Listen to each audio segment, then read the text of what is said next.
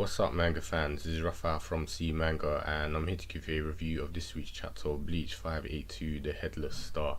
So yeah, that was a fun chapter to read today. I definitely felt nostalgic reading this, as it definitely reminded me, it gave a throwback to the Soul Society rescue arc when Ichigo had just saved Rukia from execution and basically beated up three lieutenants with his bare hands. This is pretty much the exact same thing we saw in this chapter when he fought the four Sternritter girls and was beating them up easily with his bare hands.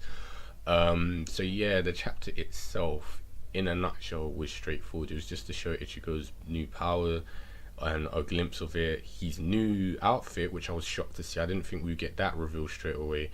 And yeah, in terms of the way it ended, Juha is making a move, so it seems like Kubo is starting to speed up the plot again, and he definitely wants to get things you might as well say rolling. And it's good to see. So maybe we'll start getting more of the the bigger boy fights, because the fights before were kind of like either you say mid-range fighters and then cannon fodders like these Sternritter girls. But yeah, the way the chapter started was funny. It was actually quite a bro moment, you might as well say, between Ichigo and Kenpachi. Like literally, Kenpachi's response mirrored Ichigo's statement last time when Ichigo was like, never thought I'd ever say this to you. I've come here to save you." Kenpachi pretty much responded with the same thing. "I never thought there'd be the day that you would save me." And when you think about it, it's true, because in the past, Kenpachi did save Ichigo from narrator, and obviously they've had their history of being fighting and stuff like that. So it's kind of one of them things. I've saved him, you saved me. So it's just gone full circle. So it was good to see that, and there was obviously a bit of a joke between them, like Ichigo saying, "Can you stand up?" And I'm guessing he's being a bit mocking but concerned at the same time, and Kenpachi's like, "Don't worry about me, you idiot, worry about yourself." So from the get-go, well, we might as well say from here, this is when the number one thing most likely start up. Candice attacks Ichigo, but he's way too fast. His speed is just monumental. Like, he's already appeared next to her while she's tried to attack, grabbed her arm and tossed her into a building with complete ease. And then the other three Sternritter girls tried to attack him, but he hits them all the way into separate buildings with one hit easily. And it just shows you, literally, that was just reminds me of when he fought those three lieutenants, and he just knocked them about with love taps, you might as well say, because you can see obviously he's not even using a freaking percentage of his power large enough to be effort. You might as well say him being using any effort or challenge. So yeah, as I said, it was definitely a throwback to that. I actually had to laugh at one panel when I read it again, where the three girls, Candice, Menanas and Giselle, I think it's called, used their fist to actually attack. They didn't use their ability. Well, just Candice did, but it was still a melee attack. And yeah, haven't really used their proper ability. But Lilotto did. She used the ability of that the glutton thing and tried to bite Ichigo. And what made me laugh was the panel was kind of more comedy rather than serious. And it's like he's bit through his cape and left chief marks, and he's just like, whoa. And in comparison to obviously the other chapter where Lilotto freaking beheaded several men, Shinigami, with that teeth thing.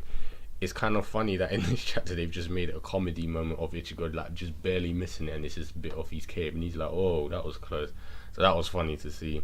But yeah, two of the girls thought that they were caught off guard, but Lilotto was smart enough to realize that no, this is Ichigo Kurosaki. There's no shock that he can do this much to us. And they're like, Ichigo Kurosaki is like the first in the first on the list in the special war potential list. And it's like they're pretty much crapping themselves now, because the big boss or enemy threat has arrived to fight you, and you were all gloating beforehand. But Candice comes out with her hot air, and she's just raging about how Ichigo got dirt on her and everything. How she gets up in the morning to look nice before everyone else. And this is when we see something that shocked me. It's a Quincy technique that's standard but never used. Yes, Candice actually used a Quincy bow and arrow. I was like, wow, now that I think back, no one's actually used a Quincy bow and arrow in this arc so far, if I can actually remember. And yeah, it was surprising because all these abilities and techniques we've seen like involving the alphabet, this is the first time we've actually seen it. So yeah, she fires a holy arrow at Ichigo, and she says Gavana Blast, which is apparently 5 gigajoules. I can't even freaking think what the conversion for that is, but I'm guessing it's extremely hot electricity at that point, and it's supposed to vaporize Ichigo, but doesn't do anything at all, which is expected. All it does is burn his cloak off, and this is what really interested me because his design, I love it. I know a lot of people don't like it. I actually like it compared to his previous one, which I wasn't too fond of, with the whole X's full bring thing cloaked on him. This one is interesting because it's got the standard Shinigami clothing, which we've seen, but it's got like a strap of an like strapped across his torso in an X shape, and on his left shoulder there's a pauldron, which is you know, those shoulder guard or armored things, and his waist has got a skirt which is similar to the Captain Sayori's, and yeah, he's obviously got his little Zangetsu holstered there and the one on his back, and I really like it. It just seems like it suits him. It kind of reminds me of Ishin's kind of design, where he's got, you know, the shoulder armored thing that he had on there, and then he had obviously the cloak hanging out of that.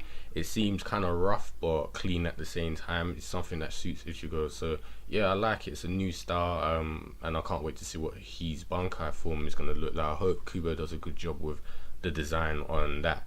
So yeah, typically all 4 girls draw out their bows. So yeah, surprise, more bows are being drawn out, and go for Ichigo. He takes out his swords, and I like the way he drew it out, like he kind of went like that, and they charge at each other.